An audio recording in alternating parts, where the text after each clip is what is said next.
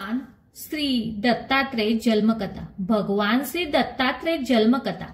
दत्त जन्माची ही कथा आपण श्रवण करावं, इतरांनाही अवश्य पाठवा. विश्व कल्याणासाठी वीणा खांद्यावरती घेऊन भगवान गुण संकीर्ण करत देववर्षा नारद महामुनी हे आत्री ऋषींच्या आश्रमात आले. देववर्षी नारद हे ब्रह्मदेवांचे पुत्र, अत्री मुनींचे थोरले बंधू, अनुसयाचे दीर आणि भगवान श्री दत्तात्रेयांचे चुलते होते. लोक कल्याणासाठी ते नेहमी पर्यटन करत असत. आत्री मुनी आणि अनुसया माता नारदांचे हार्दिक स्वागत केले. त्यांच्या स्वागताचा स्वीकार करून नारदांनी स्वारी पुढे ब्रह्मदेवाकडे गेली. सावित्रीसह ब्रह्मदेव आपल्या स्वसदनात विराजमान होते. त्यावेळी नारदाने तिथे माता अनुसयाच्या गुणाचे वर्णन केले. दत्त जन्माची ही कथा मराठी बोधप्रिय आहे. अनुसया, ईर्ष्या, द्वेष आणि मत्सर हे विकार एकमेकांना पोषक असतात आणि ते देवांच्या सुद्धा कसा घात करू शकतात याची शिकवण आपल्याला यातून भेटते आहे. अत्यंत सावधपणे आपण यापासून दूर राहायला हवे याचे आपले हित आहे. चला, नारदाच्या तोंडून अनुसयाचे गुण ऐकल्यानंतर खरं तर आनंद व्हायला पाहिजे, पण सावित्री मातेला मात्र आनंद न वाटता वैमनस्य वाटू लागली. ती संतापून म्हणाली, नारदा, अनुसयेच्या ठिकाणी असे कोणते गुण आहेत त्यामुळे तू एवढं तिच्या वेगळं बोलू लागला आहेस? नारद म्हणाले, माते, ती थोडक्यात फिरून पाहिले तर अनुसयेसारखी सर्व गुणसंपन्न स्त्री मला कोठेच भेटली नाही. तिचा प्रतिव्रता वर आणि तिच्या पतिव्रताने मला कोणीही दिसली नाही. स्वरूप सुंदर आणि लावण्यातही सर्वांना अगळीच आहे. तिथे गेल्यावर सत्कार, आदरातिथ्य यामागे ती नेहमी तत्पर असते. पतीला आपले परमदैवत मानून ती पतीची सेवा करते आणि गृहकृत्यात दक्ष राहून सर्वांची मने सांभाळते.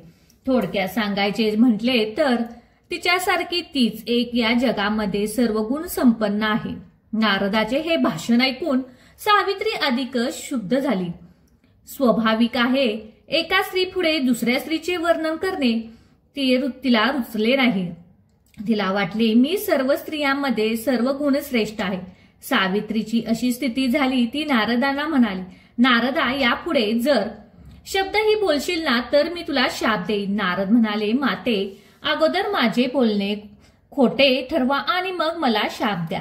माझे बोलणे जर सत्य असेल तर त्याचा शाप काय उपयोग? तुमचा शाप खराब व्हायचा असेल तर तुम्ही अगोदर माझे बोलणे खोटे ठरवा. असे म्हणून नारद कैलासात गेले. कैलास पर्वतावरती भगवान शिव पार्वतीसह आनंदात इकड तिकडच्या गप्पा मारत बसले होते.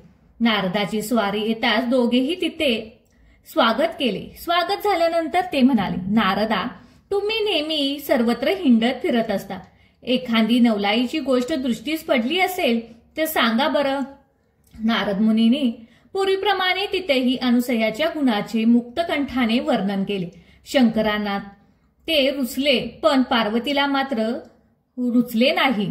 ती नारदावर रागवली, शाप देऊ लागली. इतक्यात नारद म्हणाले, माते, अगोदर माझे म्हणणे खोटे ठरव, मग तू मला शाप दे. माझे म्हणणे खरे ठरले तर तुझ्या शापाचा काय उपयोग? असे म्हणून नारद तेथून निघाले. ते विष्णू लोकात गेले. वैकुंठ नगरी असते. मृत्युमंत लक्ष्मी तिथे नांदत असल्यामुळे तिला वैभवाचे काय वर्णन कराल? नारदांची स्वारी नारायणचे गुणगान गातच लक्ष्मीनारायणच्या सानिध्यात येऊन पोचले. वैष्णव श्रेष्ठ असल्याने त्या नारद मुनीला पाहिल्याबरोबर वैष्णूंना मोठा आनंद झाला. भक्तांच्या हृदयामध्ये विष्णू आणि विष्णूंच्या हृदयामध्ये भक्त आणि मग तिथे त्या प्रेमात भलतेच कोणी वर्णन करू शकणार नाही. त्या प्रेमात सीमाच नाही. असे वर्णन करायलाही शब्द नाहीत. नारदाचे अच्युत स्वागत झाल्यानंतर तिथे तो विषय काढला. पती पारायण परमसिद्धी अनुसया हिच्या अंगी असलेल्या श्रेष्ठ गुण श्रवण करून विष्णूंना मोठा आनंद वाटला. पण लक्ष्मीचे चित्त विष्णू झालेल्या स्वभावच होता. स्त्रियांचं दुसऱ्या स्त्रीचं वर्णन केल्याने त्यांना कधीच खपणार नाही. लक्ष्मीचे तेच झाले. तिला राग आला आणि अनुसयाबद्दल तिच्या मनामध्ये अनुसया निर्माण झाली. नारदाला तो शाप देणार. एवढ्यात नारद म्हणाले, आधी माझे म्हणणे खोटे आहे हे सिद्ध करा आणि मगच मला शाप द्या, नाही तर तुम्ही दिलेला शाप व्यर्थच. ठरले. नारद निघून गेल्यानंतर ही वार्ता लक्ष्मीने पार्वतीकडे कळवली. पार्वतीने ही सावित्रीकडे कळवली. नारदाने केलेल्या अनुसयाचे गुण गौरव आपल्या कमीपणा येतो आहे अशी त्यांची सर्वांची कल्पना झाली आणि त्या तिघीही अनुसया वाटू लागली. अनुसया ईर्ष्या, मत्सर आणि अहंकार खरं तर या चांडाळ चौकटीत आहेत आणि त्यातील अहंकार हा सर्वजनक अहंकार हाच मानवाचा मोठा शत्रू आहे. देवाचेही ते शत्रू आहे, सर्वांचा तो शत्रू आहे आणि म्हणूनच इच्छिको लोकांनु अगोदर अहंकारा शिकावे. रमा, उमा आणि सावित्रीचा अहंकार बळावला होता. ईर्ष्या इत्यादी विकाराने त्यांच्या पायी बळावले होते. ज्याला ईश्वर पाहिजे असेल त्यांना सर्व यापासून पूर्णपणे अलिप्त राहिले पाहिजे आणि हे सर्व शिकण्यासाठी परमेश्वर दत्तात्रयांच्या रूपाचा अवतार घेण्यापूर्वी दत्त जन्माच्या या कथेचा प्रसंग आवर्जून ब्रह्मा, विष्णू, महेश या फटफचिती उडवली. सावित्री, रमा आणि उमा यांचा अहंकार सुमूळ नष्ट आणि अनुसया ईर्ष्या, मत्सर आणि द्वेष यांचा दुष्परिणाम दाखवून सर्वांना या विकारापासून अलिप्त राहावे असा जणू काही आपल्या सर्वांना या संपूर्ण जगाला एक धडाच दिला आहे. अहंकार अहरी गेलेल्या तिन्ही देवता एकत्र जमल्या आणि मग अनुसयेच्या पांडाव करून नारदाला कसे खोटे ठरवता येईल याचा विचार त्या करू लागल्या. त्रिमूर्तीच्या तिन्ही ग्रहदेवता जणू काहीतरी शिखर परिषद भरवली. त्यांनी खूप विचार केला आणि विचारात त्याने ठरवले आपण आपल्या सदनामध्ये रुसून बसायचे. तिकडून चौकशी करण्याकरता येणे झाले म्हणजे आपण आपला हेतू त्यांना सांगावा. त्रिजगात अधिशस्त्री देवता आम्ही तिघी जणी, त्रिलोक्यामध्ये सर्वश्रेष्ठ असताना आमच्यापेक्षाही लोकांमध्ये अधिक गौरवली जाणारी ही अनुसया कोण आणि सत्व परीक्षा घेऊन तिचे सत्वहरण तुम्ही केले पाहिजे असे आपण त्यांना सांगू आणि आपली ही योजना सफल झालीच पाहिजे असा या तिघीने एकत्र विचार केला आणि तिघी आपापल्या लोकी निघून गेल्या. ब्रह्मदेव आणि कार्य आपटून शिवून भागून रोडच्या प्रमाणे घरी आले. पण आज सावित्रीचा पत्ताच नव्हता. ब्रह्मदेव म्हणाले, मी घरी आल्याबरोबर मी तर हास्य करून समोर येणारी सावित्री आज काही दिसत नाही. चौकशी केली तेव्हा समजले बाईसाहेब रुसले आहेत. ब्रह्मदेव सावित्रीच्या जवळ गेली. अनुये मनधरणी करत ते म्हणाले, बाईसाहेब आज तुम्ही का रुसला आहात? काय झाले? कोठे बिघाडले? त्रिलोक्यातही कोणत्याही वस्तू तुम्हाला एका क्षणात मी आणून देईन. सावित्री ताबडतोब म्हणाली, मी एवढ्या समर्थांच्या मी पत्नी असताना त्या अनुसयाचे गुणगौरवाची गाथा आमच्या समक्ष तुमच्या पुढे गायली जावी आणि आम्ही त्यापेक्षा कनिष्ठ ठरणे आमच्यावरती पायी यावी. आम्हाला याची लाज वाटते. त्या नारदांना म्हणणे खोटे ठरवलेच पाहिजे. जा, तुम्ही जा आणि त्याची सत्वपरीक्षा घ्या. हे सत्वहरण करा तरच मला संतोष वाटेल. सर्व स्त्रियांमध्ये सर्व गुणांना मी श्रेष्ठ ठरली पाहिजे. ब्रह्मदेव म्हणाले की एवढेच ना, मग यात काय मोठे अवघड आहे? जातो मी, आत्ताच जातो आणि प्रयत्न करतो तो रुसवाट टाकून आनंदाने राहा. तिकडे कैलास वैकुंठात अशीच घटना घडली. ब्रह्मा, विष्णू आणि महेश हे तिघीही देव मोठ्या अडचणीत पडले. स्वत्वहरण करणे हे अत्यंत अवघड. जर नाही घडले तर घरातला रुसवा काढणे ही अवघड. स्त्री यांच्या छंदाने वागणाऱ्या पुरुषाची कशी त्रिधा उडते, पट फजिती होते हे आपल्याला या कथेत निमित्ते पाहायला मिळते. मग तिन्ही देवतांनी एकत्र येऊन अनुसयेच्या सत्वहरणाची क्लुप्ती योजली. अत्रे मुनी आश्रमात नसताना त्यावेळी आपल्या आश्रमात जावे आणि अनुसयेला नग्न भिक्षेची याचना करावी. अनुसया ही परम पतिव्रता आहे. त्याचप्रमाणे ती आतिथ्य धर्म ही पर्याकोटीची श्रेष्ठ आहे. ती नग्न होऊन भिक्षा घातला तर तिच्या प्रतिव्रताला बाधा येईल आणि भिक्षा न घालता विमुख करेल तर परत पाठवेल तर तिच्या अतिथीव्रताला बाधा येईल. अशा रीतीने तिचे सत्वहरण करून आपल्या सगळ्यांचा कार्यभाग उरकेल. यापेक्षा दुसरा काही उपाय त्यांना दिसत नव्हता. आणि मग असा विचार करून ते तिघीही त्रिभुवनाचे स्वामी भिक्षुक वैरागी बनले. अत्री ऋषींचे स्वामी तपश्चर्येनिमित्त आश्रमापासून दूर गेले होते. आश्रमामध्ये फक्त पतिभक्त पारायण महासती श्री अनुसया देवी एकट्याच होत्या. तिने देव भिक्षुक वेशाने अत्री मुनींच्या आश्रमात आले. भोवती भिक्षुक असे म्हणून श्री विष्णू सवाल टाकला. त्याचबरोबर लगेच ब्रह्मदेव म्हणाले, ओम भगवती भिक्षा देही. या दोघांनी भिक्षा मागणे संपत नाही तोच भगवान शिवानी आपल्या निर्णया ताटामध्ये अलख निरंजन अशी आरोही टाकली. अतिथीचा सवाल ऐकताच शनी अनुसया बाहेर डोकावली. ती अतिथी अत्यंत दिव्य तेजस्वी आणि दृष्टीस पडले. तिने त्या अतिथीचे स्वागत केले. हातपाय धुवायला चूल भरायला पाणी, बसायला चटई हंतरली, खाण्यासाठी फळे ठेवली. प्रत्यक्ष अतिथी नम्र होऊन नमस्कार केला. मग कुशल प्रश्न विचारले. स्वागतम कार्यमुनी. तपसे महाराज, मी आपले स्वागत करते. आपण कोठून आला आहात? आपल्याला काय पाहिजे? आश्रमात मुनी तप करण्याकरता गेले आहेत.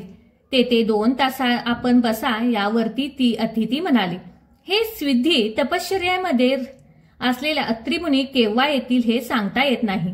आम्ही मात्र भुकेने व्याकुळ झालो आहोत.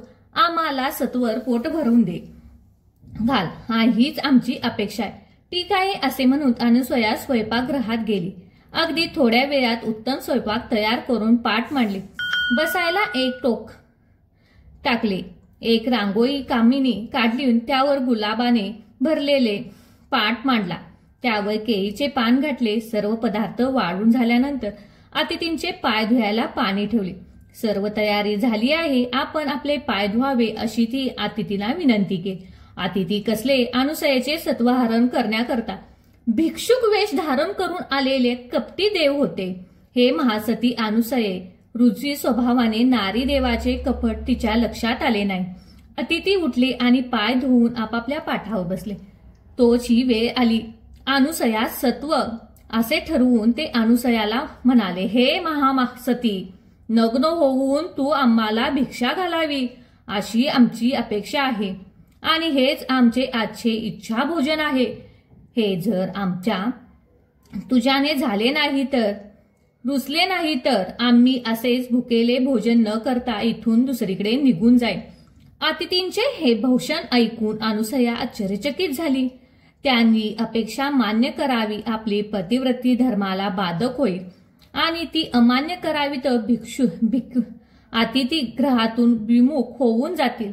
हे आपल्या गृहस्थ आश्रम धर्माच्या दृष्टीने बरे नाही. तिने आपल्या अतिथी व्रताला बाधेल. शिवाय गृहस्थाश्रमात घरातून अतिथी मध्यान्हकाळी विमुख होऊन परत जातो, हे पुण्य घेऊन जातो हे धर्मशास्त्र सांगते.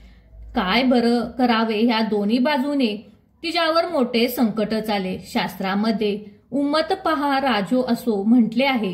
कोणीकडेही मन वळवले तर गळ्यामध्ये गळफास. अनुसयाची अशी अवस्था झाली. अतिथींचे म्हणणे ऐकून अनुसयाला हसू आले आणि ती म्हणाली, परम तपस्वी असलेल्या अत्री महर्षींच्या संगतीने आणि त्यांच्या सेवेने मी अत्यंत पवित्र आहे. त्यांची अपेक्षा पूर्ण केली नाही तर काय शाप देऊन निघून जातील. तो शाप मला बाधणार नाही, कारण त्यांची सत्वनिष्ठा आणि पावित्र्य आढळ आहे. मला कोणत्याही शापाची भीती नाही. अथवा ज्या अर्थी एखादा अल्लड बालकाप्रमाणे हट्ट धरून आडून बसलेल्या त्या अर्थी वयाने मोठे असलेले माझे बाळे आहेत असे समजून त्यांना वाढले. काय होईल याचा विचार सुरू असताना तिला एकदम स्मरण झाले. तपाला जाताना मी अत्री मुनींच्या चरणाचे प्रलायन करून ते तीर्थ एका कमंडळात ठेवले आहे. हे संकट काळी त्याचा उपयोग कर, असे तुला संकटाची भीती राहणार नाही. अत्री मला सांगून ठेवले आहे, तर मग मी त्या तीर्थाचा वापर करून. अनुसया देवघरात गेली. देवाला अग्निनारायण नमस्कार करून तिने अत्री मुनींचे चरणोदक प्राशन केले आणि तोच तीर्थोदकाचा कमंडरू हातामध्ये घेऊन बाहेर आली. आपल्या हातामध्ये कमंडरू तीर्थ घेऊन तिने अतिथीवर शिंपरले. अरे काय मौत झाली. पहा ना, अत्री मुनींच्या चरणोदकाच्या तीर्थाने स्पर्श होतात. तिन्हीही अतिथी बाळ रूपात प्रकट झाले. तिन्ही बाळे जमिनीवर पडले.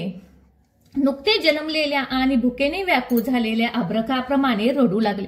अनुसयाने ताबडतोब अतिथींना दिलेल्या वचनाप्रमाणे आपले वस्त्र बाजूला ठेवून तिन्ही बाळांना पोटभर स्तन पाजून तृप्त केले. अनुसया त्या मुलांना लालन पालन आणि प्रत्यक्ष करत, पण तिच्या मनात समाधान नव्हते. तिला जाणीव होती की परकीय धन केव्हा तरी हातचे निघून जाईल आणि शेवटी झाले तसेच तिकडे. उमा, रमा आणि सावित्री आपापल्या ठिकाणी बसून सारख्या मार्गाची प्रतीक्षा करत होत्या. आता तिथे मग येतील. अनुसयाचे सत्वहरण केल्याची बातमी आम्हाला सांगते. अनुसयाचा कमीपणा आणि आमचा मोठेपणा जगजाहीर होईल असा विचार करत त्या संचित अंतकरणाने बसल्या. परंतु कोणाचाही काहीच पत्ता लागेना. ब्रह्मदेव ना विचार, ना शंकर, ना विष्णू. अधिकच त्यांना काळजी वाटू लागली. इतक्यात नारदांची स्वारी तिथे आली. नारदाबद्दल तिघीमध्ये मनामध्ये राग होता, पण तो उघड न करता लटके स्वर्गात करून त्या म्हणाल्या, नारदा, बरेच दिवस लोटले, अजून आपल्या स्वाऱ्या काही परत आले नाहीत. आम्हाला काही कल्पना आहे का? तर सांगा. नारद मुनी त्या तिघींना उद्देशून म्हणाले, माते, नुकतेच मी अत्री मुनींच्या आश्रमात पुन्हा जाऊन आलो. मला तिथे असे समजले की अनुसयेच्या आश्रमात कोणीतरी अतिदिव्य तेजस्वी 3 पुरुष वैराग्य रूपाने भिक्षा मागायला आले. त्यांनी अनुसयाला नग्न होऊन भिक्षा वाढण्याची विनंती केली. नग्न होऊन आम्हाला भिक्षा नाही घातली तर आम्ही तुला शाप देऊ असा धाकही त्यांनी घातला. परिणामी असे झाले की अनुसयेने आपल्या पतिव्रताच्या प्रभावाने त्या तिघांनाही बालके व्हायला भाग पडले. आता हे तिघे अनुसयाच्या घरी खेळत आहेत. अनुसया त्यांना पाजते, न्हाऊ घालते, पाण्यात घालून झोके देते, अंगाई गाते. तिन्ही मुले मी पाहिली आहेत, पण ते दिव्य आणि अलौकिक तेज पाहून प्रत्यक्ष ब्रह्मा, विष्णू आणि महेश असावेत असे मला वाटते. पुन्हा तुम्ही एकदा अनुसयाच्या आश्रमात आणि जा आणि परिचयात ओळखून खात्री करा. घे. देवर्षी नारदांचे हे भाषण ऐकताच तिघीमध्ये तोंडाला पाणी पळाली. अगं बाई, काय सांगतात आहात नारद तुम्ही, असे म्हणून त्यांनी आक्रोश करायला आरंभ केला. आम्ही करायला गेलो काय आणि झाले काय? आमचा मोठा घातच झाला. आमचे पतिराज आम्हाला परत कसे मिळतील? आम्हाला जर हे पूर्ववत मिळाले नाही तर आमचा संसार धुळीला मिळेल असे म्हणण्याची पाळी येईल. नारद म्हणाले, माते, तुम्ही महाशक्तिशाली त्रिलोक्याच्या माता. तुम्ही सर्वांना बोध करायचा असा तुमचा अधिकार. मग तुम्ही शोक करू लागलात तर तुम्हाला धीर कोणी द्यायचा? चला उता. या अहंकाराने कोणाचे बरे झाले नाही. अहंकार टाकून आणि त्या अनुसयेकडे धरा, तिचे पाय धरा आणि तुमच्या सुखाने संसार नांदण्याच्या सांगण्याप्रमाणे तिघी नारदाबरोबर अनुसयाच्या आश्रमात आल्या. अनुसया सर्वांचे स्वागत केले. त्या स्वागतात तिघीही काही गोडी लागली नाही. तिचे मुखी वल्ला झाली होती. अनुसयेने तिला नमस्कार केला आणि नम्रपणे विचार, तुम्हाला कशाची चिंता आहे? मला सांगा, मी यथाशक्ती प्रयत्न करून तुमच्या चिंतेचा परिहार करेन. त्या तिघींनी आपले मोठेपण, अभिमान बाजूला ठेवून अनुसयेला नमस्कार केला आणि त्या म्हणाल्या, आमचे पतिराज आपल्या घरी विराजमान आहेत असे आम्हाला कळाले. ती आम्हाला कृपा करून ते परत यावेत. आमच्याकडून काही अपराध झाला असेल तर त्याबद्दल क्षमा करावी. अनुसयेने ती 3 बाळे पुढे आणून ठेवली आणि हे पहा, तुमचे पती ओळखवा. आपल्या पतिराजांची ही अवस्था पाहून त्यांना पुन्हा रडू लागल्या. हुंदके देत म्हणाल्या, बाई अनुसये, हे तर आम्हाला ओळखायला येत नाही. शिवाय या अवस्थेमध्ये त्यांना घेऊन आम्ही काय करणार? जगामध्ये एक मोठा उपवासाचा विषय होईल. तरी ज्या पतिव्रतेच्या प्रभावाने तू त्यांना बालके केली आहेस, त्या पतिव्रतेच्या प्रभावाने तू यांना पूर्ववत कर आणि आम्हाला परत दे. तू हे करू शकतेस. आमचे तुला शतशः प्रणाम. अनुसयेने त्या तिघींचे केविलवाणी शब्द ऐकल्याने तिला त्यांची दया आली आणि ताबडतोब उठली. देवघरामध्ये जाऊन तिने अत्रि मुनींच्या चरणोदकाचे भरलेला कमलबंडू आणला. अत्रि मुनी आणि नारदांनी तिथे उभे होते. उमा, रमा, सावित्री त्याही होत्या. सर्व समक्ष अनुसयेने उजव्या हातात ते पाणी ओतून घेतले. त्याच्या प्रभावाने पतिपावित्र्याला स्पर्श करून तिने संकल्प केला आणि तपाने पुनीत झालेल्या त्रिमूर्ती पादुका त्या तिन्ही बालकांच्या अंगावर पाणी शिंपडले आणि पाहता पाहता तिन्ही बालके भिक्षुक रूपामध्ये प्रकट न होता आपल्या ब्रह्मा, विष्णू आणि महेश रूपामध्ये प्रकट झाली. सर्वांची अंतकरणे आनंदाने उठावली. उमा, रमा आणि सावित्री यांचा आनंद गगनात महावेनाच झाला. त्यांनी ताबडतोब अनुसयेला नमस्कार केला. वडील धावकोटाच्या भेदभाव मावळला होता. आपापल्या पतिराजांना नमस्कार केला. एकमेकींनी त्यांना नमस्कार केला. देवांनी आपल्या पत्नीचे अहंभाव मावळला. अनुसया द्वेष आणि मत्सर इत्यादी विकार मावळले आणि आता त्या निर्मळ आणि निर्विकार बनल्या हे पाहून मोठा आनंद झाला. आपल्या लोकां जाण्यास निरोप घेण्याकरता अनुसयाकडे वळून म्हणाले, माते, आता आम्हाला निरोप द्या.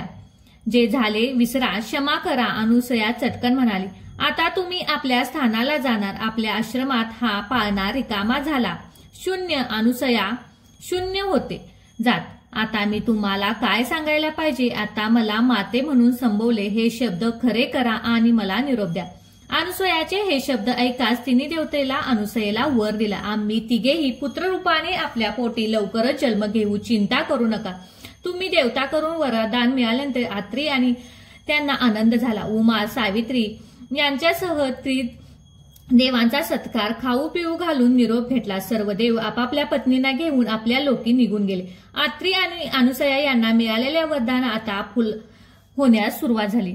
काळ जवळ आला. तार प्रातःकाल झाल्यामुळे परमेश्वर अत्रि मुनी अनुसयाला दर्शन दिले.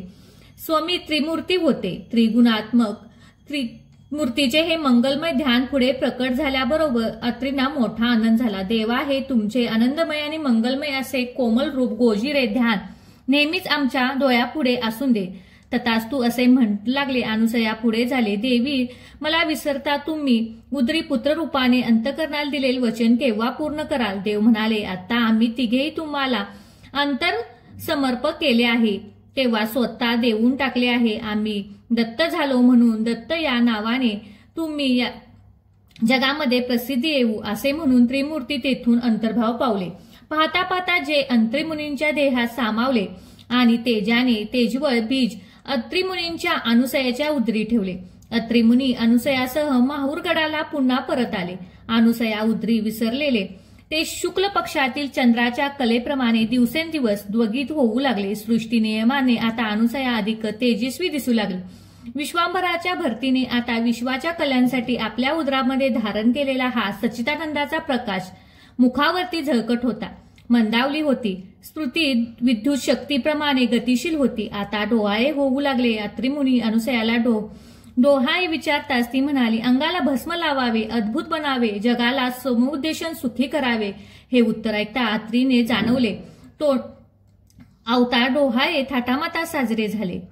ऋषीची पत्नी अनुसया जीवन अहम पार पडले. चांदणी भोजन, झोपाळ्यावरचे भोजन, बागेत फराळ, वनभोजन, फुलांचे अलंकार, पाने, तोरण, लाडू, जिलेबी, करंजा, पापड, लोणची, चटण्या, बासुंदी अशा प्रकार जे जे पदार्थ शक्य झाले ते अनुसयाला देऊन सर्वांनी तिचे मोठे कोड कौतुक केले. आणि शेवटी ती पावन परभ्रमी समीप झाली. महाऊरच्या पावन क्षेत्रामध्ये सद्गुरू योगेश्वर भगवान श्री दत्तात्रयांचा जन्म अनुसयाच्या उदरी झाला. तो महिमा मार्गशीर्ष होता. दिवस पौर्णिमेचा होता. बुधवार. पश्चिमेकडे भगवान सूर्यनारायण अस्ताला चालले असता दुसरीकडे पूर्व दिशेला क्षितिजा पूर्ण चंद्राचे बिंब उदयास येतात. दोन्ही दिशा आकाशामध्ये जणू काही देवांची गुलालाची उधळण केली. प्रदोष काळी म्हणजे सायंकाळच्या वेळी अशा समूर्तावर अज्ञान अंतकरणाने अज्ञान तिमिराचा निराश करण्याकरता प्रत्यक्ष प्रभोत चंद्र स्वरूपाने महायोगी श्री दत्तात्रय अवतारले. अद्भुत चिंतन. श्री गुरुदेव दत्त. दिशा प्रसन्न दिसू लागल्या. सज्जनानु मने प्रसन्न झाली. मने कुजबजली. देव आनंदले. मानव भक्त आनंदले. अत्रि आणि अनुसयांचा आनंद तर गगनातच मावेना असा झाला होता. आश्रमात आनंद ओसाडून वाहत होता. अत्रि मुनी आले तर ऋषींनी आपले ब्राह्मण झाले. हळदी कुंकू, सौभाग्यवाने, साखर, सुपाऱ्या, लुगडी, ब्राह्मणांना आशीर्वाद, मंत्राचा जयघोष, जातकर्म संस्कार, दक्षिणा, वस्त्रे, सत्कार सगळी एकच गर्दी उसळली. नवाज चालू लागल्या. वाद्य मंगल वाजू लागली. देवा आणि पुष्पवर्षी आणि गंधर्व गाऊ लागले. अप्सरा नृत्य करू लागल्या. आनंदाने वर्णन होतात. श्रुती आनंद कर. तो अवधूत चिंतन श्री गुरुदेव दत्त. चिंतन श्री गुरुदेव दत्त. दत्त हे शब्दशः बरोबर भगवान श्री दत्तात्रयांची जन्मकथा या ठिकाणी समाप्त होत आहे. कथा जास्तीत जास्त